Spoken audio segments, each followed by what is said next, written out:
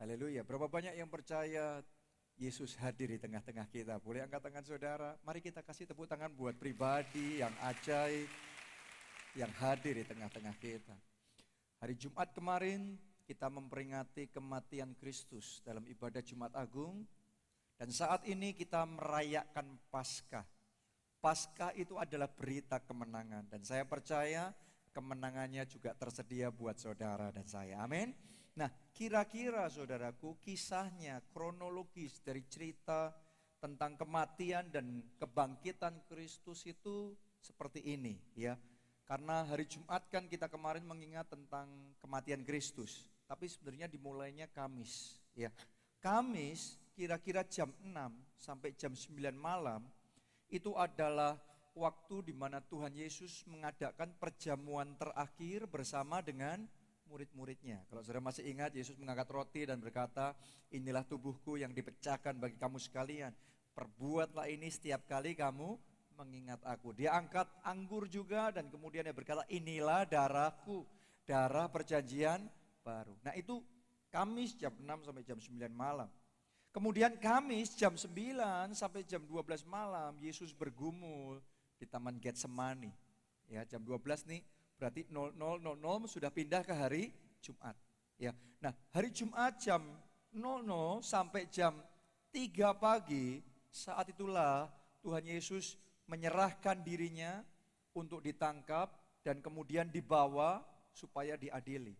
Oke. Terus jam 3 sampai jam 6 Tuhan Yesus diadili oleh Pontius Pilatus dan juga oleh Herodes. Dan jam 9 kira-kira Tuhan Yesus disalibkan. Nah ini kronologis ceritanya. Terus kemudian jam 12 siang sampai jam 3. Kalau saudara kemarin datang ibadah Jumat Agung, saya bacakan kisah ini. Alkitab mencatat jam 12 sampai jam 3 itu siang saudaraku. Tapi kegelapan menutupi bumi. Oke, ya. Nah ini saat di mana Tuhan Yesus menyerahkan nyawanya dan mati di kayu salib. Terus kemudian jam 6 sore, menjelang jam 6 sore, Tuhan Yesus tubuhnya dirempah-rempai dan kemudian mau dibawa di dalam kuburnya. Nah, kenapa kok ini menjelang jam 6 sore? Karena buat orang Yahudi itu perhitungan jamnya beda sama kita. Kalau kita ganti harinya itu tepat jam 12 malam. Katakanlah kalau nanti jam 12 malam itu kita ganti hari dari hari Minggu ke hari Senin. Tapi mereka ganti harinya itu saat matahari tenggelam. Kalau di kita kira-kira jam berapa? Jam 6 sore. Nah itu perhitungan untuk ganti hari. Makanya kalau saudara baca ini jam 6 itu menjelang jam 6, menjelang matahari terbenam, mereka segera cepat-cepat merempah-rempahi tubuh Yesus kemudian dibawa ke kuburnya. Kenapa? Karena itu ganti hari, yaitu hari Sabtu buat orang Yahudi. Sabtu itu Sabat, ya. Dan mereka nggak boleh buat apa-apa. Mereka nggak boleh melakukan aktivitas apapun. Kenapa? Karena hari Sabat. Oke. Terus kemudian hari Minggu paginya. Nah, kira-kira seperti sekarang ini hari Minggu pagi. Saya mau ngomong sama saudara, Yesus yang hari Jumat sebelumnya sudah mati, tapi di hari Minggu dia bangkit dari kematian, dia mengalahkan maut dan hidup bagi saudara dan saya, sehingga kita yang percaya tidak binasa, melainkan beroleh hidup yang kekal. Artinya kita ini merayakan kemenangan Kristus. Merayakan Paskah sama dengan merayakan kemenangan Kristus. Jadi hari ini kita akan belajar tentang Paskah.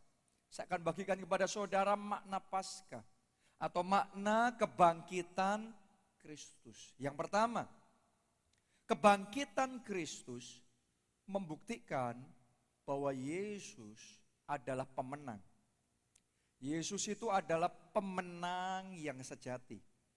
Oke, dia lebih dari pemenang. Kenapa kok saya ngomong seperti itu? Karena dia tidak hanya menang atas sakit penyakit. Anda baca di Alkitab kalau Tuhan Yesus berdoa mengusir sakit penyakit, maka sakit penyakit itu pergi. Orang yang sakit disembuhkan. Dia menang di situ. Oke.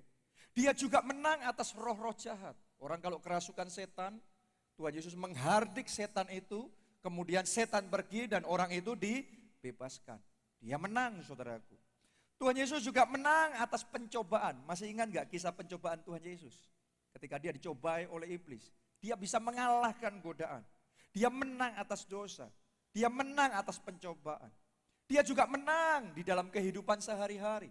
Menghadapi masalah dan tantangan yang muncul dalam kehidupan sehari-hari. Tuhan Yesus juga menang, saudaraku, di dalam pelayanannya. Dimanapun dia berada, terobosan terjadi. Dimanapun dia berada, kebangunan rohani terjadi. Orang-orang yang bertobat diselamatkan. Jadi di dalam setiap aspek dia menang. Tapi saya mau ngomong sama saudara, dari semua kemenangan yang Yesus lakukan dalam hidupnya, ada satu kemenangan yang paling spesial, yaitu kemenangan atas maut. Dia mati, tapi kemudian dia bangkit dari kematian. Tidak ada yang seperti Yesus, hanya Yesus yang bisa menang atas maut. Tepuk tangannya yang paling meriah buat pribadi Yesus yang menang atas maut. Kalau kita dengar cerita orang mati dibangkitkan, itu masih ada. Ya, Tuhan Yesus sendiri juga mendoakan Lazarus yang mati, terus kemudian Lazarus mati, bangkit kembali. Ada juga orang-orang yang diberi kuasa dan pengurapan oleh Tuhan, hamba-hamba Tuhan berdoa buat orang sakit dan berdoa buat orang mati dan orang mati bangkit. Terjadi, saudaraku. Salah satu yang paling terkenal namanya adalah Smith Wigglesworth. Ya, melalui pelayanannya ada belasan orang yang sudah mati. Dia doa, kemudian orang mati bangkit kembali. Nah, itu luar biasa, itu kemenangan yang spektakuler sekali. Oke, dan itu cuma sedikit orang yang mengalami seperti itu. Tapi sehebat-hebatnya semua orang itu, sehebat-hebatnya nabi manapun di dunia, kalau dia sudah mati, dia tidak bisa bangkit sendiri. Oke, hanya Yesus yang mengalami kematian. Dan dengan kuasanya yang besar, dia kalahkan maut, dia kalahkan kematian, dia bangkit kembali buat saudara dan saya. Kita kasih tepuk tangan buat pemenang yang luar biasa, Yesus yang mengalami kemenangan yang dahsyat. Dia lebih dari pemenang. Artinya begini, ketika kita berdoa sama Yesus, ketika kita menyembah Tuhan Yesus, kita bukan menyembah pribadi yang ada 2000 tahun lalu saja, yang pernah hidup di dunia 2000 tahun yang lalu saja. Tapi kita menyembah pribadi yang menang atas segalanya. Bahkan menang atas maut. Kita menyembah pribadi yang hidup. Bahkan saya mau ngomong sama saudara, saat ini pribadi itu ada bersama-sama dengan kita. Yesus ada bersama-sama dengan kita, amin. Mungkin kita nggak lihat dengan mata jasmani, tapi dia hadir bersama-sama dengan kita. Yesus ada bersama-sama dengan kita. Jadi ini kemenangan yang luar biasa. Yesus menang atas segalanya. Kita baca dulu ayatnya. Di Yohanes pasalnya yang ke-16, ayat yang ke-33. Semuanya itu kukatakan kepadamu, yang ngomong Tuhan Yesus, supaya kamu beroleh damai sejahtera dalam aku. Kalau Anda jalan sama Yesus, saya mau ngomong begini, pasti ada damai sejahtera yang Tuhan berikan. Oke, bahkan saya berdoa, sementara firman Allah diberikan, damai sejahtera memenuhi hati saudara. Kita lanjutkan. Dalam dunia, kamu menderita penganiayaan. Artinya ada masalah-masalah. Tetapi, kata Yesus begini, kuatkanlah hatimu. Boleh lihat ke depan sini dulu? Ini pesan Tuhan buat saudara dan saya hari ini. Kuatkanlah hatimu. Kuatkanlah hatimu. Coba saudara ngomong sama hati saudara sendiri. Hati, kamu harus kuat. Ya, coba pakai jari begini, tunjuk hati saudara. Saudara seperti sedang ngomong sama hati saudara, ngomong hati, kamu harus kuat. Kadang-kadang kita ngalami banyak masalah kan? Kadang-kadang ada ketakutan dalam hati kita. Kadang-kadang ada kekhawatiran dalam hati kita. Kadang-kadang saat menghadapi kegagalan demi kegagalan, kita jadi ciut hati. Kita jadi lemah hati.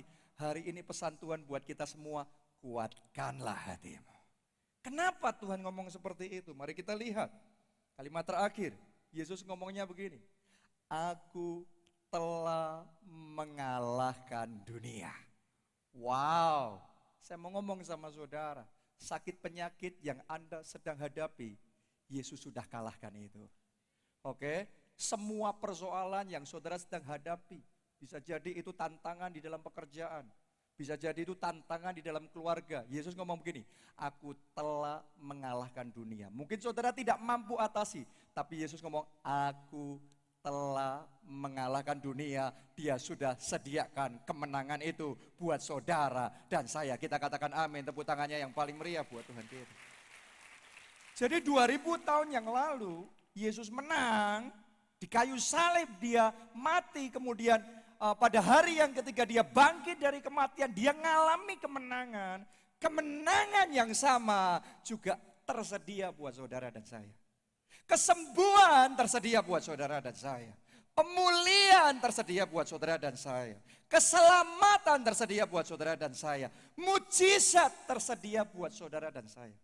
Doa saya hari ini, sementara kita merayakan Paskah, kita bukan cuma ibadah di tempat ini, tapi akan ada transfer kemenangan, akan ada transfer pengurapan, akan ada transfer kesembuhan, akan ada transfer berkat-berkat Allah, akan ada transfer pemulihan. Tuhan kerjakan dalam hidup kita. Tepuk tangannya yang paling meriah buat Tuhan kita.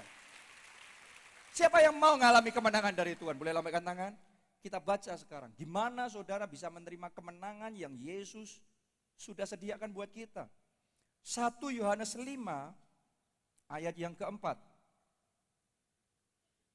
Sebab semua yang lahir dari Allah mengalahkan dunia. Tunggu dulu, boleh lihat di depan sini. Siapa itu yang lahir dari Allah? Saudara dan saya, sekian puluh tahun yang lalu, pertama kali kita lahir di dunia ini, kita lahir secara jasmani, yaitu darah dan daging.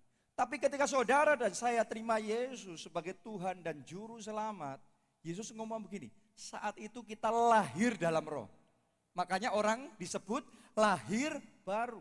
Waktu terima Yesus sebagai Tuhan dan Juru Selamat, kita mengalami lahir kembali. Lahir dalam roh. Ini yang disebut lahir dari Allah. Pertanyaannya, semua yang lahir dari Allah, kira-kira siapa ini? Saudara dan saya adalah pribadi-pribadi yang lahir dari Allah. Artinya ayat ini ditujukan buat kita. Yang mengerti boleh katakan amin, saudara. Ayo kita baca sekali lagi ayat ini. Ya, bersama-sama dengan keras. 1, 2, 3. Sebab semua yang lahir dari Allah mengalahkan dunia. Sekarang kata semua kita ganti saya. Ayat ini buat saudara.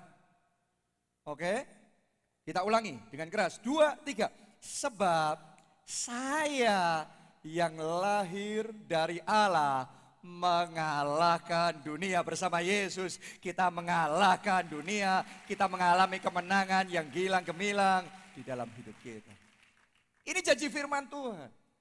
Lanjutkan berikutnya, gimana caranya kita mengalahkan dunia. Dan inilah kemenangan yang mengalahkan dunia. Yaitu apa? Iman kita. Ini kuncinya. Yaitu iman kita. Kemenangan sudah Yesus kerjakan 2000 tahun yang lalu. Kemenangan Yesus sudah sediakan buat kita. Tapi kemenangan itu bisa kita alami by faith. Oleh iman. Inilah kemenangan yang mengalahkan dunia, yaitu apa? Iman kita. Nah, Anda perhatikan baik-baik. Kita hanya bisa menerima sesuatu dari Tuhan oleh iman. Oke? Ketika kita percaya, itu iman. Kita yang harusnya binasa, tidak binasa, melainkan beroleh hidup yang kekal. Jadi kita terima keselamatan, jaminan keselamatan masuk surga oleh iman. Saat dalam ibadah kita doa untuk kesembuhan ilahi. Ada yang tubuhnya sakit, tumpangkan tangan di bagian yang sakit, yang satu tangan diangkat sama Tuhan. Terus kita berdoa, terus kemudian saya katakan di dalam nama Yesus, oleh bilur-bilurnya Anda disembuhkan. Orang-orang yang mengalami kesembuhan adalah orang-orang yang percaya di dalam hatinya. Aku terima kesembuhan, dan dengan iman itu kesembuhan datang dalam hidup saudara. Oke, jadi kita hanya bisa menerima sesuatu dari Tuhan oleh apa? Iman. Kesembuhan sudah tersedia, tapi kesembuhan ditransferkan di dalam tubuh kita by faith, oleh iman. Anugerah keselamatan sudah Dia sediakan buat kita, tapi hanya bisa kita peroleh oleh iman. Coba Anda lihat Abraham. Abraham diberi janji menjadi bapak banyak bangsa. Diberi janji akan punya keturunan. Tapi secara manusia hal itu mustahil. Secara manusia hal itu tidak mungkin. Abraham sudah tua, sudah lanjut usia. Juga istrinya yaitu Sarah, dia juga sudah mati haid. Jadi manusia ngomong ini tidak mungkin. Impossible, saudaraku. Tapi sekalipun tidak mungkin, by faith. Oleh iman, Abraham tetap percaya. Oke, karena itu dia terima apa yang sudah dijanjikan Allah, yang sudah disediakan Allah, ditransferkan, terjadi di dalam kehidupannya. Hari ini saya percaya di tempat ini sudah ada kemenangan yang disediakan, mujizat yang disediakan, jawaban doa yang disediakan, terobosan yang disediakan, berkat yang disediakan, dan oleh iman Anda terima di dalam nama Tuhan Yesus. Boleh katakan amin, tepuk tangannya yang paling meriah buat Tuhan kita. Amin. Jadi saat saudara menghadapi masalah, saudara menghadapi tantangan, jangan lemah hati saudara. Saat kita menghadapi pergumulan yang besar, jangan izinkan ketakutan dan kekhawatiran mendominasi hati kita. Yesus ngomong, kuatkanlah hatimu. Tadi saya katakan sama saudara, ayo ngomong sama hati. Kita perlu ngomong sama diri kita sendiri, kita harus kuat. Saya harus kuat. Saya tetap percaya. Karena oleh iman kita menang. Yesus mengalahkan dunia, oleh iman kemenangan ditransferkan kepada kita. Kekuatan Allah ditransferkan sama kita, hikmat Allah ditransferkan sama kita. Sehingga oleh iman kita juga mengalami kemenangan. Apapun pergumulan, apapun masalah, tantangan yang kita hadapi, oleh iman kita bisa menang. Inilah kemenangan yang mengalahkan dunia, yaitu iman kita. Semua orang punya tantangan, saudaraku. Anda orang kaya, Anda orang kurang mampu, pasti punya masalah masing-masing. Saudara pejabat tinggi, saudara orang biasa, saudara jemaat, saudara pendeta, semua orang punya tantangan. Kita punya masalah. Tapi hari ini saya ngomong sama saudara, have faith in God. Tetap pertahankan iman saudara sama Tuhan. Karena iman saudara itu yang memastikan kemenangan yang sudah disediakan datang di dalam hidup saudara. Oke, bahkan orang besar punya masalah, anak kecil pun juga bisa punya masalah. Anak saya, saudaraku, ngalami tantangan beberapa tahun yang lalu. Saya pindahkan dia ke sekolah yang baru. Waktu pindah ke sekolah baru, dia ngadepi masalah di situ. Karena di sekolah yang baru ada bahasa Mandarin. Ya, jadi itu sekolah ketat sekali di dalam bahasa Mandarinnya. Sedangkan di sekolah yang lama, nggak belajar sama sekali, nggak tahu sama sekali tentang bahasa Mandarin.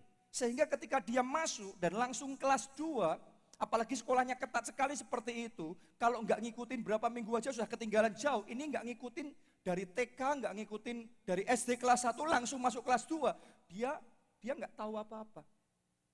Dalam pelajaran bahasa Mandarin dia nggak bisa ngikutin dan dia frustrasi. Dia sempat down juga. Ini mungkin buat saudara berpikir, anak kecil itu masalah anak kecil. Ya itu buat anak kecil, tapi itu berat buat dia, oke? Kita semua punya porsinya masalah kita masing-masing. Tapi buat anak kecil, itu dia down sekali. Itu pergumulan, itu tantangan. Saking susahnya saudaraku, sampai 1 tahun jalan, gurunya telepon sama istri saya, yaitu Pastor Nita, dan ngomong begini, ini Jessica susah sekali ngikutin. Kita punya rencana untuk menurunkan kelasnya. Mau diturunin kelasnya.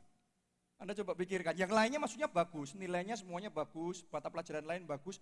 Khusus Mandarin, karena dia nggak bisa ngikutin, yang bahasa Mandarin aja diturunin kelasnya. Terus Bu Nita ngomong sama saya, gimana? Gurunya ngomong seperti ini. Saya jawab, jangan diturunin kelasnya, dinaikin kelasnya. Susah memang kalau ngomongan sama pendeta, saudaraku. Semuanya by faith, oleh iman. Saya ngomong begitu sama dia. Ya, akhirnya Bu Dita sampaikan sama gurunya, kita tidak mau sebisa mungkin anak kita jangan diturunkan, tolong tetap dibiarkan jalan sesuai dengan level yang dia seharusnya. Ya, jadi kita minta untuk tetap diikutin, diangkatin kelasnya, dinaikin kelasnya. Entah pertimbangannya apa, mereka ngikutin, mereka dengerin dan akhirnya Jessica dinaikin kelasnya. Tapi sejak saat itu kita mulai ajar anak kita untuk mulai berjuang dengan sungguh-sungguh. Ya, saya ajak dia untuk berdoa sungguh-sungguh. Saudaraku, anak saya yang satu ini, Jessica, kalau doa malam, dia nggak sekedar doa syarat. Ya, nggak sekedar terima kasih Tuhan untuk hari ini, sebentar mau tidur, haleluya, amin. Nggak seperti itu. Dia ambil waktu benar-benar dia doa. Dan dia arahkan hatinya, pikirannya, dia arahkan sama Tuhan. Dia ambil sekian momen untuk dia berfellowship dengan Tuhan. Dia mendekat sama Tuhan, itu doa.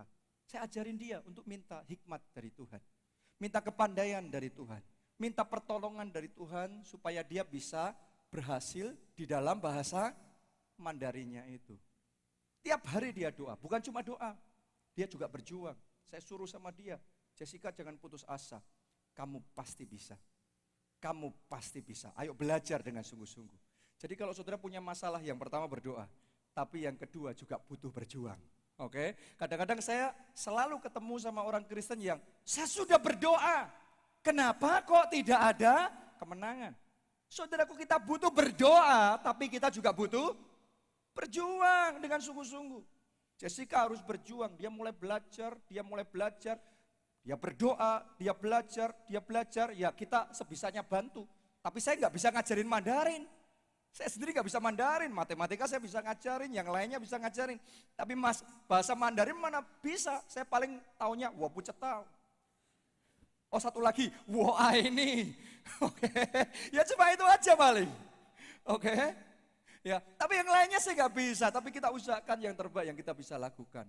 Saya ngomong sama saudara begini, kalau kita tetap percaya sama Tuhan, kita jaga iman kita sama Tuhan, dan kita berjuang dengan sungguh-sungguh, Tuhan pasti menolong kita, Tuhan pasti menyertai kita, dan Tuhan akan memberikan kemenangan kepada kita. Amin. Dan benar saudaraku, akhirnya nilainya mulai naik. Kemarin Kamis, saya ambil rapotnya. Ya, saya ke sekolahnya, saya ambil rapotnya Jessica. Dan luar biasa sekali, nilainya itu naik drastis. Tadinya mau diturunin kelasnya, karena nilainya 47 Mandarinnya. Ya. Kemarin hari Kamis saya terima rapot terakhirnya dia, nilainya 89. Wow, luar biasa sekali. Matematikanya nilainya 99. Ini bapaknya statusnya bangga. Haleluya, karena kita punya Tuhan yang luar biasa, Yesus yang memberikan, menyediakan kemenangan buat kita. Tepuk tangannya yang paling meriah buat Tuhan kita. Jadi apapun kondisi saudara, sekalipun seolah-olah sekarang nilai kita 47. Sekalipun seolah-olah kita mau diturunkan kelasnya, kita mau habis, kita mau kayaknya mundur, bukannya maju mundur. Tapi tetap percaya sama Tuhan. Tetap berharap sama Tuhan. Kekuatannya akan diberikan dalam hidup saudara. Hikmatnya akan mengalir dalam hidup saudara. Dia akan buka jalan dalam hidup saudara. Dan Anda akan melihat terobosan-terobosan Tuhan kerjakan. Sebalik, semudah membalik telapak tangan, Tuhan mengubah keadaan saudara. Tuhan mengubah situasi dalam hidup saudara. Kemenangan terimalah di dalam nama Yesus. Tepuk tangannya yang paling meriah buat Tuhan kita. Amin. Yang kedua sekarang, kebangkitan Kristus membuktikan bahwa janjinya bisa dipegang. Oke, jadi Tuhan Yesus sebelum disalibkan, dia sudah jauh-jauh hari ngomong sama murid-muridnya. Nanti anak manusia, nanti aku akan disalibkan. Tapi pada hari yang ketiga, aku akan bangkit kembali dari kematian. Itu sudah dia katakan. Dan benar kemudian Tuhan Yesus disalibkan. Waktu disalibkan, murid-muridnya panik. Murid-muridnya gak mikir yang lain, cuma memikirkan menyelamatkan dirinya masing-masing. Dan sudah lupa tentang perkataan Yesus yang satu itu. Tapi saya mau ngomong begini sama saudara, sekalipun murid-muridnya lupa sama janji Yesus, tapi Yesus tidak lupa dengan janjinya. Sekalipun saudara lupa sama janji yang Tuhan berikan, tapi Yesus tidak lupa. Oke? Dan janjinya dia pasti akan genapi. Hanya kita harus ngerti. Yang namanya janji Tuhan itu seringkali datang dalam hidup kita dalam dua bentuk. Yang pertama yaitu janji yang sepihak. Artinya saudara gak ngelakuin apapun juga karena itu janji sepihak dari Tuhan, maka dia akan tetap kerjakan itu dalam hidup saudara. Ini yang pertama. Tapi yang ini ya cuma satu bagian. Ada yang kedua. Sebagian janji Tuhan, bahkan kebanyakan janji Tuhan diberikan dalam bentuk perjanjian. Kalau perjanjian itu kan ada dua pihak. Tuhan ngomong gini, kamu harus setia, kamu harus taat, kamu harus melakukan firman-Ku. Maka aku akan memberkati engkau. Nah itu namanya adalah saudara lakukan bagian Anda, Tuhan akan lakukan bagiannya. Nah ini juga janji Tuhan tentunya. Tapi ada bagian yang harus kita lakukan. Seringkali Tuhan ngasih kita perjanjian, kita lakukan bagian kita, Tuhan lakukan bagiannya. Tapi yang kita ingat terus cuma bagiannya Tuhan. Kita nggak lakukan bagian kita, tapi kita nunggu, mana Tuhan? Kita tunggu sampai selama-lamanya, padahal kita harus melakukan bagian kita. Pasti Tuhan akan mengerjakan bagiannya. Jadi hari ini saudara harus menyadari, ada hal tertentu yang juga jadi bagian yang harus kita lakukan. Kalau saudara mendengarkan baik-baik perintah firman Tuhan, kalau sudah jalan sama Tuhan Yesus, Anda lakukan yang harus saudara lakukan. Saya yakinkan saudara pada hari ini, dia tidak pernah lupa dengan janjinya. Dia kalau berjanji, dia pastikan janjinya digenapi dalam hidup kita.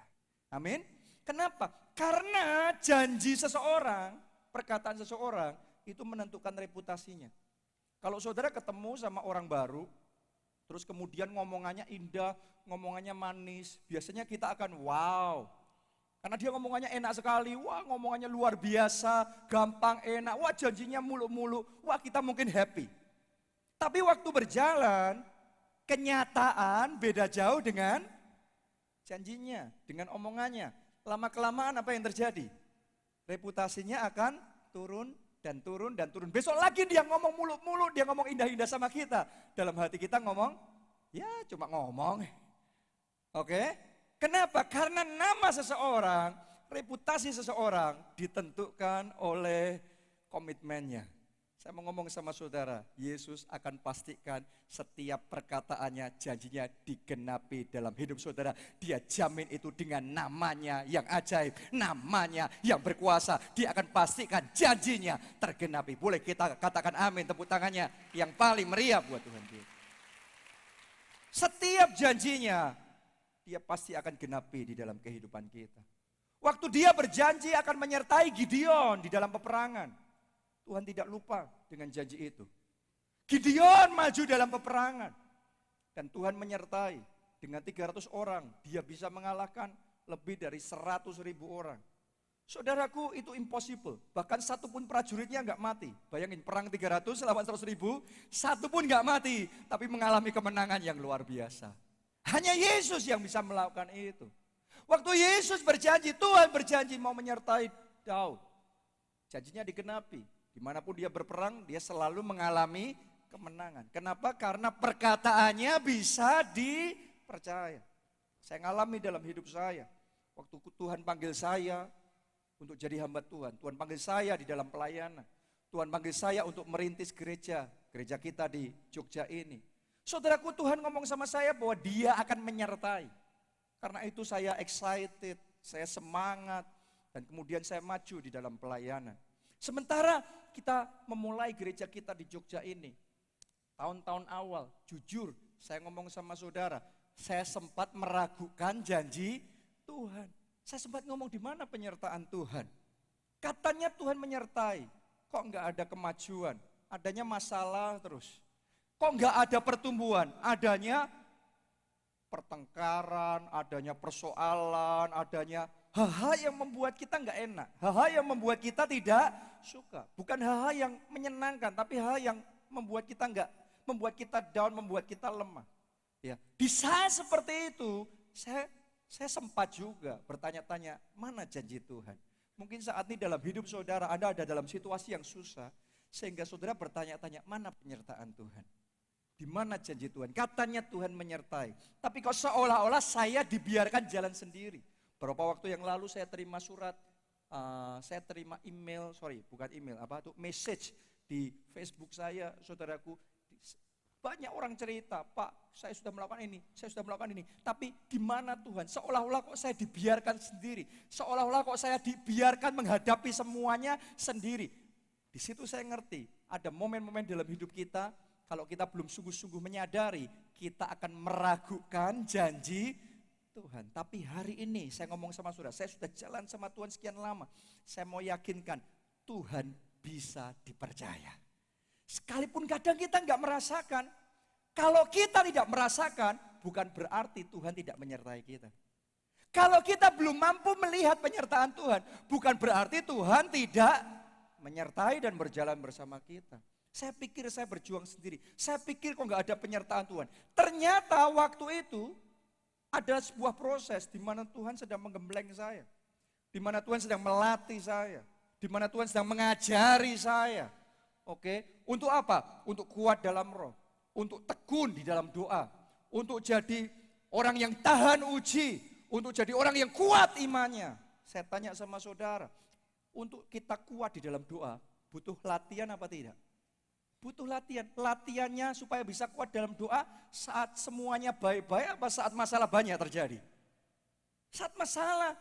Saya jarang tuh saudaraku ketemu sama orang yang keluarganya baik, bisnisnya lancar, keuangannya melimpah, sehat, bahagia, happy. Wah, berdoa sungguh-sungguh, apalagi doa puasa 50 hari.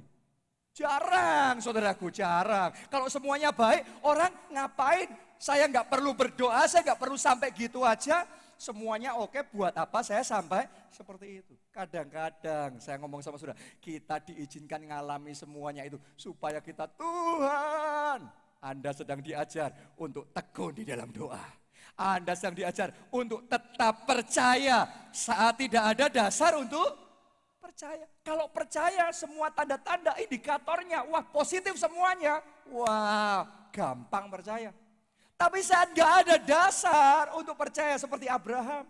Dia sudah tua lanjut usia. Istrinya sudah mati haid. Gimana mau percaya kalau mereka bakal masih punya anak? Tapi justru di saat seperti itu Tuhan sedang melatih imannya. Karena supaya kemenangan bisa kita terima. Tadi kita sudah belajar poin pertama apa? By faith. Oleh iman. Dan ini adalah proses penggemblengan. Saya belajar taat, saya belajar ngikuti. Dilatih sama Tuhan dalam doa, dilatih dalam iman. Dilatih dalam hikmat, dilatih bagaimana untuk mengatasi ini, mengatasi itu. Belum ada kemenangan, belum ada kemajuan. Tapi proses pelatihan saya lakukan bagian saya. Tuhan ngomong, berjanji menyertai. Saya lakukan bagian saya. Dan yang luar biasa begini, sampai di satu titik terobosan terjadi. Saya mau ngomong sama saudara, Tuhan menyertai itu bukan selalu ngalami kemenangan. Tuhan menyertai itu di tengah badai, Tuhan beri kekuatan. Di tengah masalah, Tuhan ajari kita supaya yang tadinya tidak berpengalaman. Sekarang saudara belajar berjalan dengan hikmat yang daripada Tuhan. Itu bentuk penyertaan Tuhan. Sampai akhirnya kalau Anda sudah mau diproses Tuhan, Anda ngikuti semua proses Tuhan itu, di waktunya Tuhan terobosan akan terjadi. Kemenangan akan terjadi dalam hidup saudara. Dan saya alami saudaraku, sejak kemenangan terjadi, sejak terobosan pertama terjadi, sampai hari ini, gereja kita tidak pernah mengalami yang namanya stagnasi, mundur. Gereja kita dari waktu ke waktu, bukan cuma di Jogja, tapi dari awal berdiri, dari Solo, dari waktu ke waktu, terus dibawa tetap naik dan tidak turun. Terus mengalami terobosan, from glory to glory. Dari kemuliaan pada kemuliaan yang lebih besar. Saya mesti ngomong begini sama saudara. Ada beberapa orang di tempat ini, saya rasakan dalam hati saya. Beberapa tahun, bukan cuma beberapa tahun, cukup lama, sekian tahun dalam hidup saudara. Hidupmu stagnasi, perjuanganmu stagnasi. Tapi hari ini kekuatan Tuhan akan mengalir dalam hidup saudara. Sementara kita merayakan Paskah, iman yang baru dibangkitkan. Iman untuk percaya, Tuhan menyertai saudara. Iman untuk percaya, janjinya ya dan amin. Iman untuk berjalan bersama dengan Tuhan. Dan saya mau nubuatkan sesuatu akan Tuhan kerjakan dalam hidup saudara. Terobosan akan terjadi dan begitu itu terjadi tidak akan pernah berhenti. Tuhan akan kerjakan perkara-perkara yang tambah besar, semakin besar from glory to glory. Dari satu level ke level berikutnya Anda akan melihat kemuliaan Tuhan yang semakin besar dinyatakan dalam hidup saudara. Tepuk tangannya yang paling meriah. Tidak ada stagnasi, tidak ada kemunduran. Anda mungkin sempat mundur satu langkah, tapi Tuhan bak maju 10 langkah terjadi dalam hidup saudara. Tapi jalan sama Tuhan. Karena janjinya bisa dipercaya. Amin. Janjinya bisa dipercaya. Satu lagi kesaksian, mertua saya. Artinya orang tuanya Pastor Nita.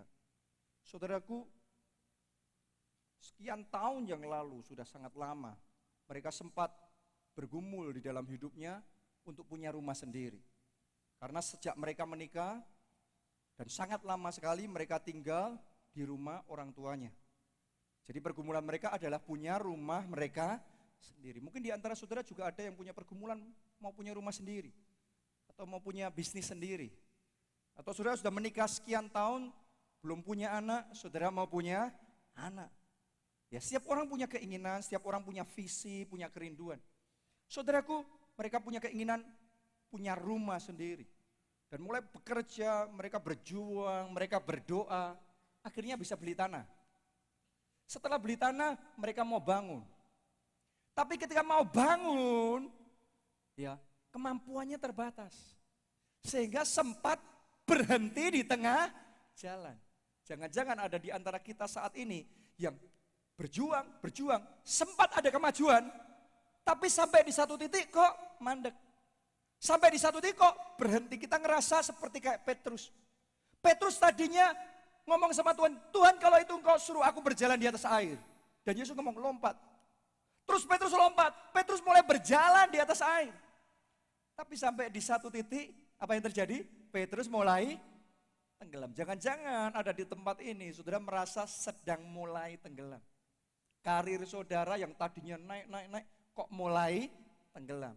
Oke, keluarga saudara kok seolah-olah mau tenggelam. Nama baik saudara, pekerjaan saudara, keuangan saudara, mungkin ada juga kesehatannya yang kayaknya tenggelam. Itu yang terjadi. Dan itu yang mereka alami pada waktu itu. Tapi yang luar biasa begini, ketika mereka mengalami semuanya itu, dan mereka mengalami kebingungan, tanpa mereka sadari, Tuhan sudah bekerja dalam hidup mereka. Mereka nggak ngerti kalau Tuhan sedang bekerja. Jadi ini kisahnya adalah ketika Krismon 98. Krisis moneter 98. Lebaran sebelum Krismon itu terjadi, orang bisnis tuh ngerti dari pengalaman kalau lebaran mereka bisnisnya tekstil, kaos gitu saudaraku, biasanya order akan banyak. Jadi sekian bulan sebelum lebaran mereka sudah produksi. Mereka taruh modal, mereka kerja sebisa mungkin supaya mereka ready barang yang banyak. Gudangnya penuh semua, diisi semua ruangan penuh sampai di plafon, sampai di nggak ada tempat lagi. Dengan pengharapan nanti lebaran penjualannya mantap. Oke, dan mereka mulai bisa ya sedikit-sedikit melanjutkan pembangunan rumah itu lagi. Tapi yang terjadi kadang-kadang tidak sesuai dengan pengharapan kita, betul? Ya saudara juga ngalami dalam hidup saudara. Mereka harapkan nanti lebaran akan powerful, luar biasa. Ternyata lebaran penjualannya malah ambles. Lebaran bukannya banyak ordernya, tapi di gudang yang penuh barang itu seolah-olah nggak kurang sama sekali saudaraku. Sedikit sekali. Kalau Anda orang bisnis dalam keadaan seperti itu, saudara akan bingung. Modal semua sudah numpuk di situ, tapi nggak bisa keluarin barang. Dan mereka nggak tahu, mereka pikir wah ini masalah besar, wah ini persoalan besar, mereka pusing. Tapi tanpa mereka sadari ternyata semuanya disetting oleh Tuhan. Karena beberapa waktu berikutnya nggak terlalu lama terjadi krismon badai besar, Indonesia gejolak, dolar naik dengan drastis. Dan kalau saudara ingat pada waktu itu semua barang-barang harganya naik dengan drastis luar biasa. Pasaran kacau, pabrik-pabrik berhenti produksi. Ya, barang-barang di pasaran hilang, saudaraku, nggak ada yang punya barang, nggak ada yang jual, ya. Di kondisi seperti itu, ini mertua saya gudangnya penuh dengan harga lama, sekarang tiba-tiba harganya melejit berlipat kali ganda. Orang butuh dan orang beli dan dia jual bukan dengan harga lama. Kalau dia jual waktu lebaran, paling untungnya berapa persen. Tapi karena ditunggu sekian bulan, dia jual waktu Krismon bukan sekian persen, tapi berlipat kali ganda. Anda dengarkan baik-baik. Tadinya mereka pikir masalah, ternyata mahkota. Jangan-jangan yang engkau pikirkan sekarang masalah, itu adalah mahkota yang sedang Tuhan siapkan untuk dikenakan di atas hidup saudara. Tepuk tangannya yang meriah buat Tuhan kita. Kadang kita nggak ngerti, kita pikir wah ini masalah, wah ini jelek, ini nggak bagus, ini sepi, ini nggak enak, ini pusing. Tapi Tuhan berkata no, ini berkat, ini anugerah. Saya mau katakan di dalam hidup beberapa orang di tempat ini, apa yang sedang kau lihat sebagai masalah, itu adalah jalan Tuhan untuk memberikan kemenangan dalam hidup saudara. Seperti yang dialami Yusuf. Yusuf dikhianati saudara-saudaranya, dibuang ke sumur, terus dijual jadi budak di Mesir. Saya tanya sama saudara, tadinya ini anak kesayangan, terus jadi budak di Mesir.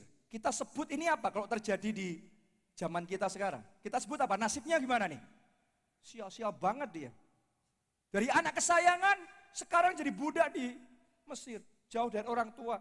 Zaman sekarang enak, ada handphone, jauh masih bisa chattingan saudaraku. Zaman dulu gimana? Ya, seolah-olah nggak ada pengharapan dalam hidupnya. Tapi ternyata yang manusia ngomong sial, itu jalan Tuhan untuk mengangkat Yusuf. Justru karena dia dijual jadi budak di Mesir. Maka di situ, di momennya Tuhan angkat dia jadi Perdana Menteri Mesir. Kalau dia nggak pernah dijual jadi budak di Mesir, dia tetap di rumah bapaknya, tetap jadi anak kesayangan. Tapi cuma anak kesayangan, anak manja begitu aja. Nggak ngalami kemenangan apa-apa. Justru melalui liku-liku yang rumit, liku-liku yang penuh dengan kesulitan di dalam hidupnya, Tuhan bawa promosi yang besar dalam hidupnya. Saya mau ngomong sama saudara, engkau sekarang mungkin ada dalam liku-liku yang begitu rumit, persoalan yang begitu susah dalam hidup saudara. Engkau pikir ini sial, engkau pikir ini susah, tapi hari ini saya ngomong sama saudara, itu jalan Tuhan akan memimpin saudara pada pintu kemenangan dan kemuliaan yang besar, promosi yang besar akan Tuhan kerjakan dalam hidup saudara. Tepuk tangannya yang paling meriah, asal saudara tetap berjalan bersama dengan Yesus. Saya katakan sekali lagi, janjinya bisa dipercaya. Yusuf terima janji dari Tuhan, dia akan diangkat jadi penguasa besar. Yang dia alami jalan berliku-liku yang susah tadi. Tapi ternyata jalan itulah jalan penggenapan janji Tuhan, karena janjinya bisa dipercaya. Saudara pernah terima janji yang muluk-muluk, janji yang besar, janji yang luar biasa. Tapi kadang-kadang kita ngomong kenyataannya kok seperti ini. Kenyataannya berliku-liku, kenyataannya susah. Jangan-jangan Allah turut bekerja dalam segala perkara untuk mendatangkan kebaikan, kemuliaan, kemenangan, promosi, kesembuhan, berkat yang melimpah dalam hidupmu. Tepuk tangannya yang meriah buat Tuhan kita. Amin. Janjinya bisa dipercaya. Itu yang kedua, yang ketiga, yang terakhir. Kebangkitan Kristus harus diberitakan. Harus diberitakan. Saya bacakan dulu. Matius 28 ayat 5 sampai 8.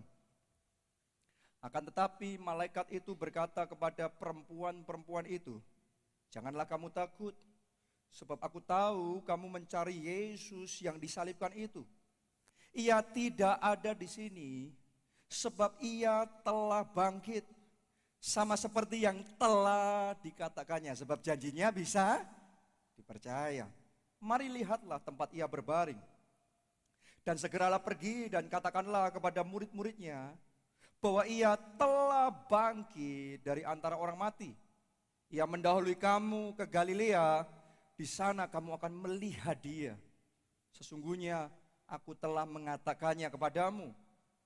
Mereka segera pergi dari kubur itu dengan takut dan dengan sukacita yang besar dan berlari cepat-cepat untuk apa? Anda baca di situ untuk apa? Memberi tahukannya kepada murid-murid Yesus. Boleh lihat ke depan sini. Artinya begini saudaraku, yang baru saja mereka alami, mereka ceritakan kepada yang lain. Nah itu harusnya Injil, kebangkitan Kristus harus diceritakan, harus disaksikan, harus diberitakan. Karena itu nama pemberitaan Injil yang Tuhan perintahkan adalah amanat agung. Betul? Ini amanat. Ini bukan himbauan agung.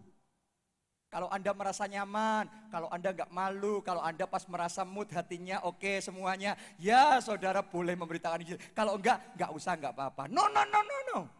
Ini adalah amanat agung. Ini perintah. Ini adalah mandat. Kita harus memberitakan Injil. Ya, karena hanya kalau orang mendengar pemberitaan Injil, orang bisa percaya dan diselamatkan. Kita baca dulu satu ayat yang terakhir. Ada di Roma 10 ayat 13 sampai 15. Sebab barang siapa yang berseru kepada nama Tuhan akan diselamatkan. Tetapi bagaimana mereka dapat berseru kepadanya jika mereka tidak percaya kepada Dia?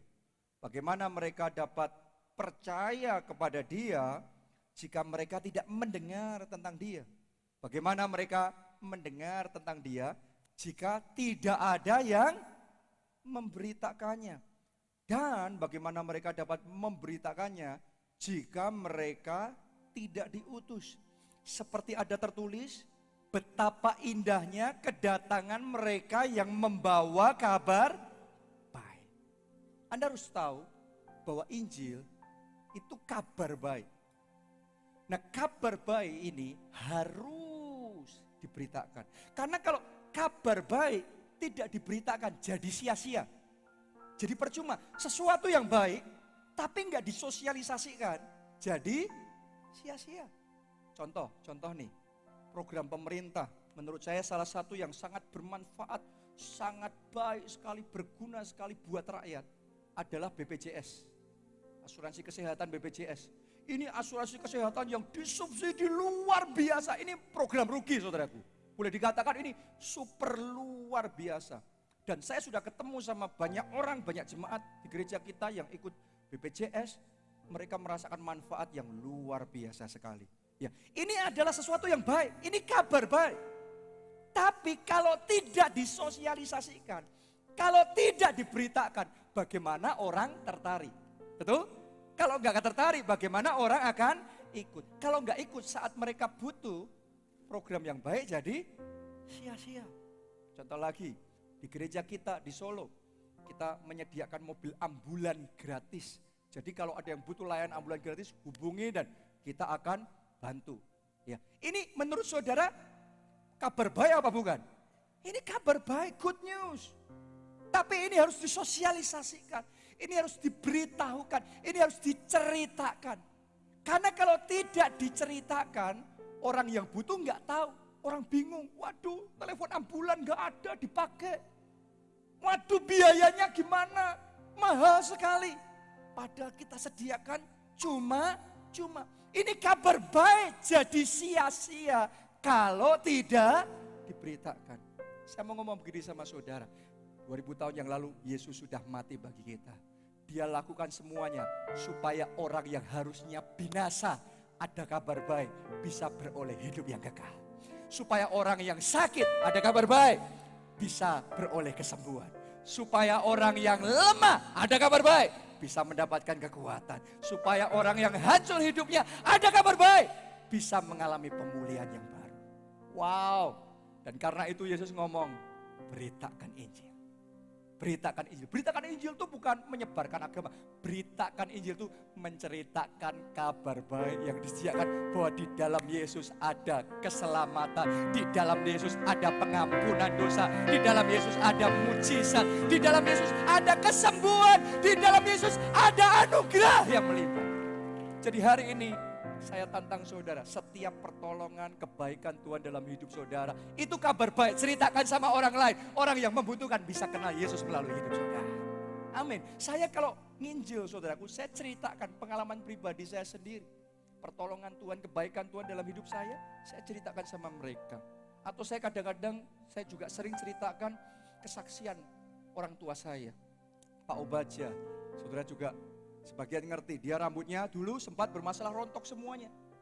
Akhirnya datang sama Yesus, dia disembuhkan. Saudaraku, sehingga akhirnya dia terima anugerah keselamatan. Saya pakai pengalaman pribadi saya, keluarga saya, atau orang-orang yang lain untuk menceritakan kabar baik. Dalam Yesus ada pengharapan. Saya tantang saudara, ayo beritakan Injil. Bagikan kabar baik itu. Yang biasanya suka ngomong, ya ngomongnya jangan gosip orang lagi. Oke? Ngomongnya jangan menjelek-jelekkan orang. Ngomongnya bagikan kabar baik. Dalam Yesus ada pengharapan. Yang biasanya suka sekali aktif di sosial media, kan ada orang cerewet langsung. Ada orang cerewetnya di sosial media. Lain loh saudaraku. Ya. Setiap menit ganti status. Wah, kirim macem-macem. Luar biasa sekali. Hari ini pakai sosial media saudara memberitakan Injil, bersaksi, ceritakan kabar baik. Dalam Yesus ada pengharapan, ada kesembuhan, ada pemulihan, ada jalan keluar, ada hidup yang kekal. Tepuk tangannya yang meriah buat Tuhan kita. Mari semuanya kita bangkit berdiri bersama-sama.